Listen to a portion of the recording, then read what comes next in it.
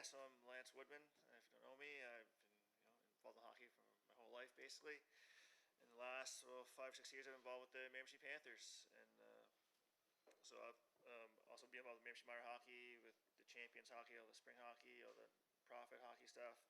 I see where the female hockey is kind of, I wouldn't say not neglected, but leftover. Get the leftovers for ice time. So today I'm just here to present some ideas, suggestions, for ice time allocations with female hockey going forward. So a little presentation here. So like supporting girls in team sports matters. Their health, being, mental health is a big thing now. With all children, especially females.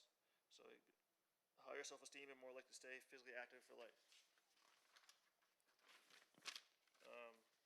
Academic and career success. Female athletes are more likely to graduate and succeed in leadership roles. Life and skills and leadership.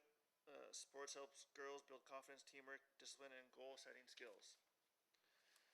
So over the past 5 years, you can see our numbers. If you guys have the presentation, 137%. Like, it's humongous. It's we're growing, and we need more ice time.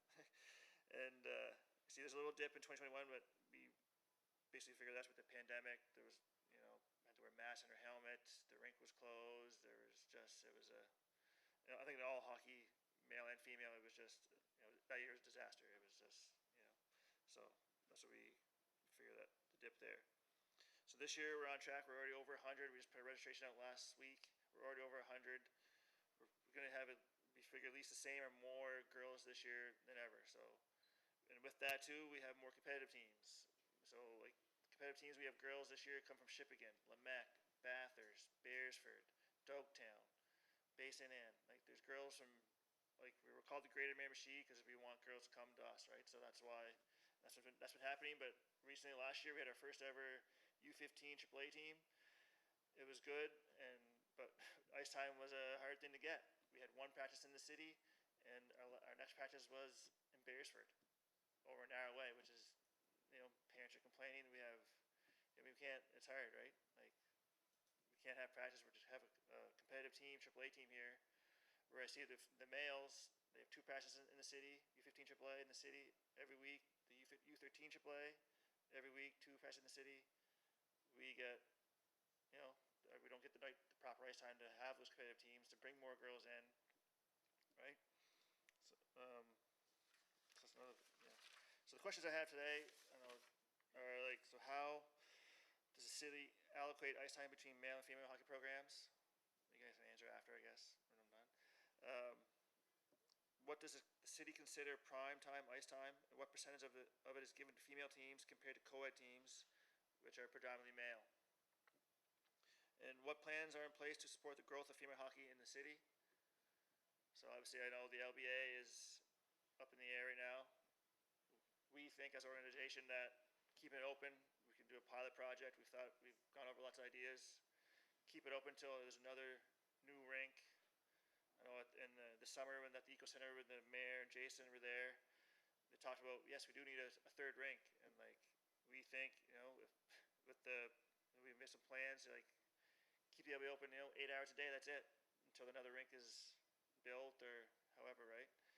So a couple ideas there. That'd be for another day. Also, so with the spring and fall, summer hockey, why do minor hockey, Champions hockey, EDSA, North receive their ice times prior to the female?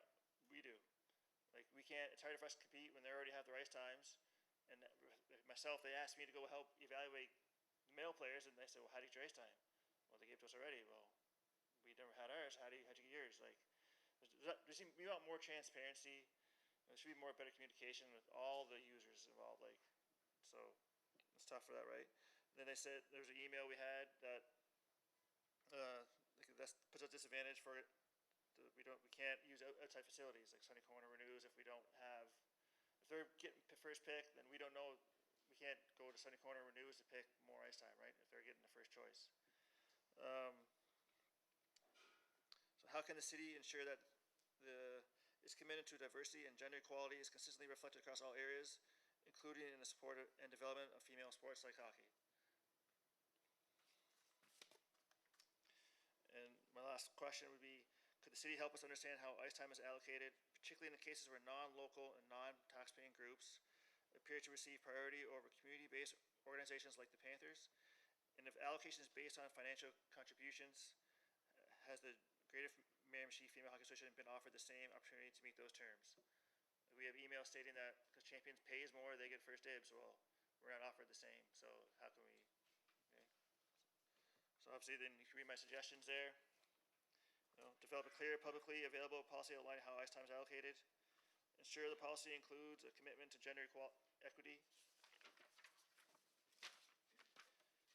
Have a committee or a working group. Create a committee with representatives from female and male hockey programs, other ice sports, and city staff. This group would provide community input and help guide fair allocation decisions. Equal opportunity to support proposals. Ensure that all organizations, including Miramichi Panthers, have a fair chance to request and justify their ice time needs, including the ability to match rates or compete for open slots. And we would also like to recommend earlier and more collaborative scheduling meetings with all user groups to allow time to address concerns and adjust before schedules are finalized.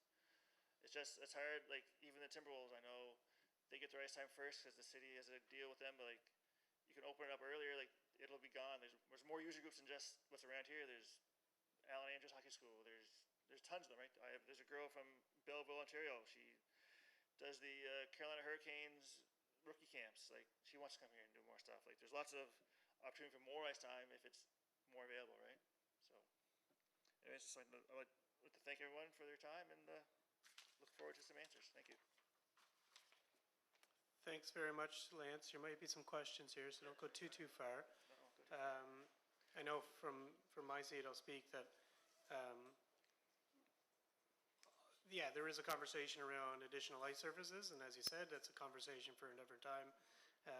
The issues of policy and equitableness, I know that had come to us at one point. We had gone through a policy. What you're telling me, I'll take it as the truth, and ultimately very frustrating that there's still this imbalance that's happening both, inside, outside, male, female, all of this. My expectation is that should be settled. Yes. So I will open the floor for questions or comments. Councillor Doyle. Thank you very much for your presentation, and it's nice to see that female hockey is growing. Yes. So when you have your hockey games, when you have your members, they come, you said, from Basin Anne, from all Yes. over, they're not just from Miramichi? Yes. So, have you checked on ice time in these other places? Basin Anne has a rink, Sunny Corner has a rink? So we probably use Sunny Corner all the way up through. Like we still use it today, like last 5 years. But like with the more kids entering the system, most of them are off in Miramichi. So a lot of the time they don't want to travel to Sunny Corner at 7 o'clock on a Tuesday night, right? And if you just practice here at 7 o'clock in Chatham, Newcastle, it's a lot easier for the parents to, we'll go to play the Panthers because it's closer. Ice time is a big thing, right? But it's okay for the kids from Sunny Corner to come to Miramichi, but Miramichi doesn't want to go to Sunny Corner. Is that what you're saying? That's a taxpayer thing too, right? Like, why are we going to Sunny Corner? We pay all stuff here, right? Okay. And like, we have a lot of girls. There's still a lot of girls who play co-ed, but they have better ice time, so we can't get those girls over to us. It's just because we'll stay with Miramichi Minor Hockey because practice at 5 o'clock instead of Sunny Corner at 7:30.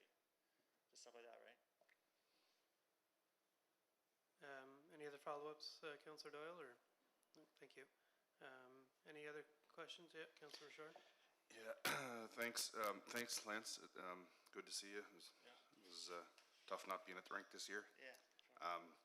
Maybe just to elaborate. I have a question at the end, but maybe elaborate a little bit.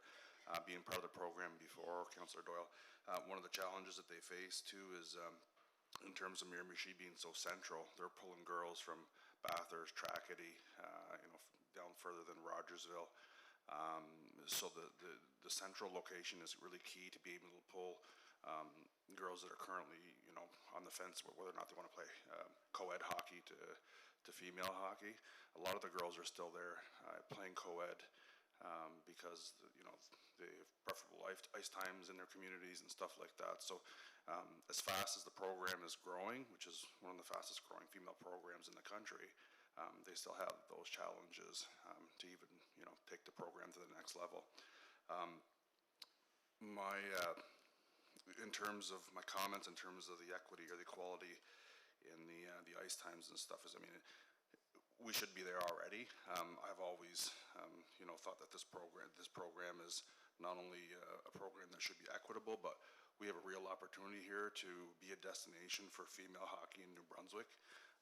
Most of the people that have been around the Panther program have had an opportunity to see what's being done in other cities with female hockey, and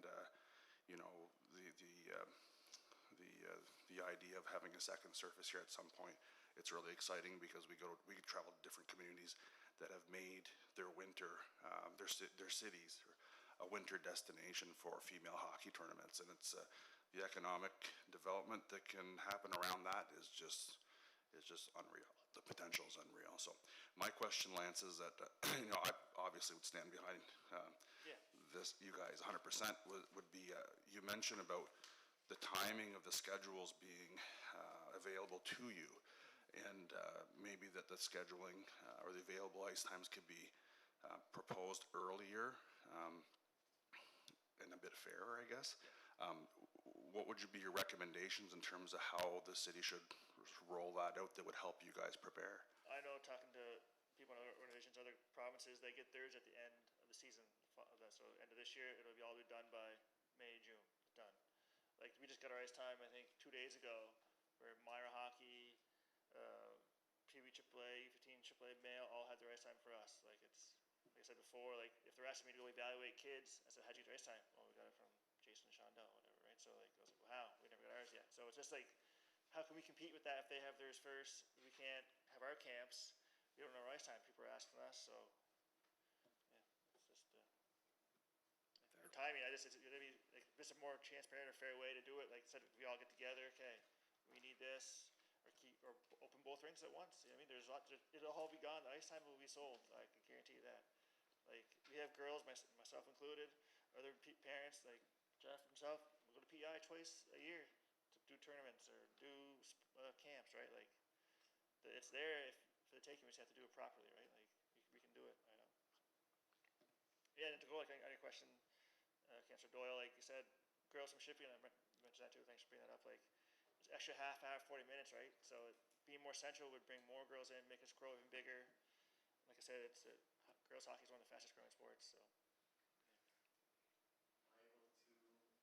100%.